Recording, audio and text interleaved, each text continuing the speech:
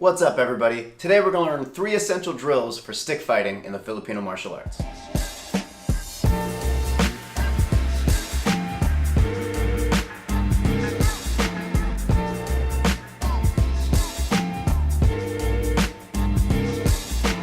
Alright, so in a place like the Philippines that's made up of like 7,000 islands, twice as many dialects, influences from all over the world depending on where in those islands you are, a term like Filipino martial arts is a very broad and general term to describe all martial arts that come from the Philippines. But that is not limited to just stick fighting or just knife fighting, as most commonly it's known for. But here in the States, the terms we use most are Kali, Eskrima, Arnis, and then more often than not, you hear the big general FMA or Filipino martial arts. So don't get hung up on the name. Whatever you call it is great. So along that same line are our angles of attacks. In the Filipino martial arts, just like in boxing, we use numbers for the most part to describe and call out what strikes we're going to do. So for example, in Western boxing, when you most commonly hear a 1, usually that's a jab.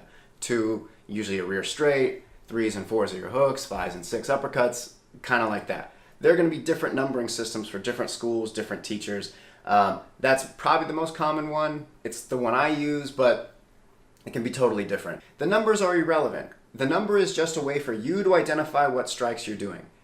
If you make a 1, a spinning, twirling, flipping strike, cool. And a 2 is you crouch on the ground and pretend to eat grass and then jump up and bite their ear off, great.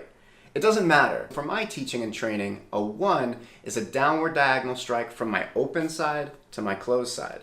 And a 2 is a downward diagonal strike from my closed side to my open side. Open and closed meaning if I'm open, my center line is clear, it's open. My hand is equal to my shoulders on both sides. And a closed side would be where my lead hand is crossed over that center line. So open, closed. So when we get to the drills and I reference a number 1 and a number 2, understand that that's what it is. A 1 is a diagonally down strike, and a 2 is a diagonal down strike going the opposite way. As far as training equipment goes, all we're going to need today is a rattan stick. It doesn't have to be rattan, it can be anything. You can cut a broomstick down, whatever, it doesn't matter. For our purposes, the stick we're going to use is going to be a 28-inch stick, but there's also like 15. I've seen some people with that prefer 30, 32, even 36. That's really a matter of preference. It doesn't really matter as far as the drills are concerned. Totally up to you. Now sometimes stick training is just for stick. Your mentality is that you have a literal stick or a pipe or something like that in your hand and that's what you're using. Other times we use a stick to represent an edged weapon. Now this is a live blade. Sometimes we train with this too, but I usually reserve that for my senior students who've been with me for a while. We have a lot of trust and I know that nobody's going to kill the other person. So when we're training for machete, what we want to think about is the edge is lined up with our center knuckles. So that way all of our moves are appropriate. So if that were to be a stick, then I would want to imagine that edge running down here, and I wouldn't strike the same way. If I'm doing this just for stick training, then what I'm thinking about is striking with like the top inch or 2 of my weapon. That's it. Okay, so next is how do we hold it? Like I mentioned before, you want to hold it relaxed with your fingers wrapped over the top. I never want to like open my fingers like this. I always want to keep my fingers over, even if I'm not squeezing tight. Now there's a lot of debate whether or not you should leave any grip on the end, which is referred to as a puño. There are pros and cons to doing this or not doing it. A pro is that you can use this as a striking tool, as a leverage tool. If you go drop lower, you can use it for chokes and things like that. But you do run the risk of this being used as a leverage point for it to be stripped out of your hand. That's true. But this is also a leverage point for it to be stripped from your hand, so there's really no big deal about that. It's more of a matter of preference. Some people swear by just keeping it all the way down, having no puño. That way you don't run that chance. And that's fine. Some people feel more comfortable like that. They feel they have better leverage. They move freer or faster. Great. I personally use it. I've always had it. I have trained in arts where I wasn't allowed to do that, but I prefer it. And I just do like one hand grip. There are people who do more, like a hand and a half or even 2 hands I've seen. I find the further up you go, the less leverage you're going to have at the end of the weapon. So I like about an inch or a handful. So when you're training a lot, like I mentioned, your sticks are going to break. This is just from yesterday. I've had this stick for about a month and then it just split down the middle. If I don't want to replace it, I can wrap it in duct tape and keep going. That will change not only how it moves through the air because it'll be more resistant, but it'll also change how it impacts things. If that's not a big deal and you just need a stick to swing around, just throw a bunch of duct tape on it and keep going. But they will, break up eventually. The first essential drill is going to be an angle 1 and 2 at 3 different heights: high, medium, and low. This essentially represents the head, the hand, and the knee. The important thing here is that this is not a fighting drill. This is a mechanic drill and conditioning drill. So what I want to do is stay very, very relaxed as I'm doing my 1 and 2 and learn the timing of as I pass through, my body rotates with it and then immediately goes into the next strike. So there's no pause between. The other thing I'm doing is working my hips, turning my feet, and working the overall timing of my entire body. Everything moves in one direction and then back in the other one. After I do the angle 1 and 2 up high, aiming for the head, I'm going to drop to a medium level by using my knees, and then I'm going to aim 1, 2 for the hand, and then drop even lower, 1, 2 at the knee. Then come right back up. So this constant slow squat, and then come back up. A lot of leg conditioning. Something that's often overlooked in the Filipino martial arts is how much leg conditioning there is. A lot of my training has been in the northern systems where it's all low, very, very, very low. Now, as you're striking with the stick, what you want to make sure is that you're moving forward and the tip of the weapon is coming forward, okay? Every strike is moving like that. You'll see sometimes I'll alternate it where I'm using more of the edge of the stick, simulating what it would be like with a bolo. I'm going to go back and forth with both just so you can see. But normally when you're training, you're going to pick one or the other because that's the method you're working at that time.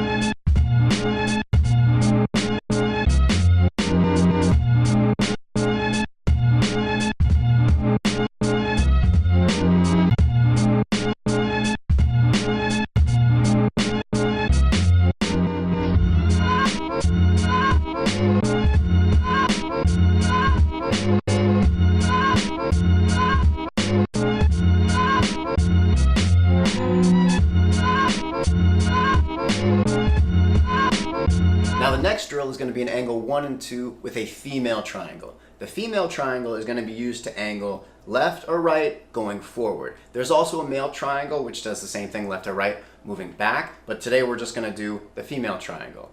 So in this, all the same things we just did apply. We want to stay nice and relaxed and fluid and keep going without any pauses, but the difference is we're going to be moving up, back, back. For the first round of this drill, I'm going to be stepping forward with my right leg and striking an angle 1. I come back to the center, step forward with my left leg, and strike with the angle 2.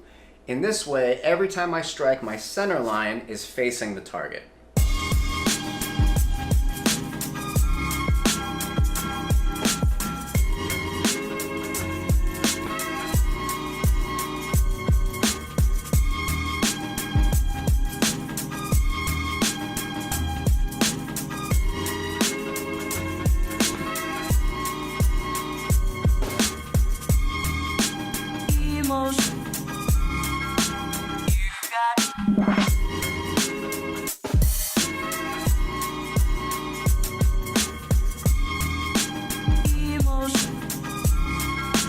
You got oh, don't you know?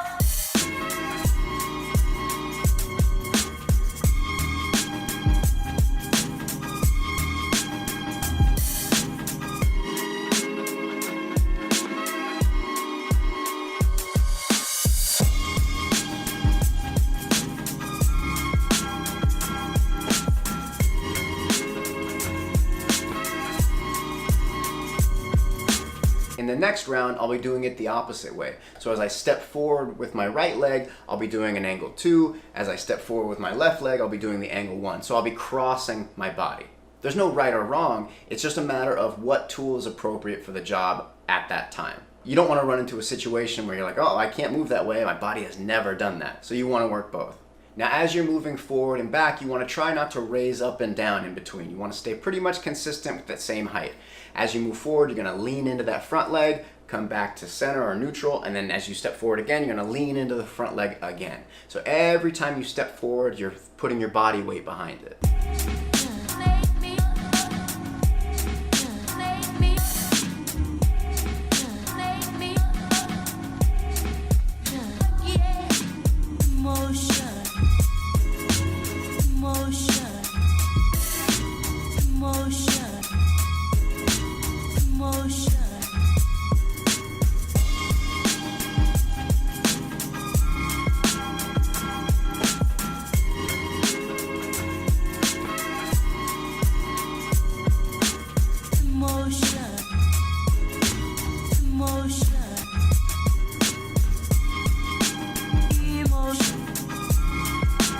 You got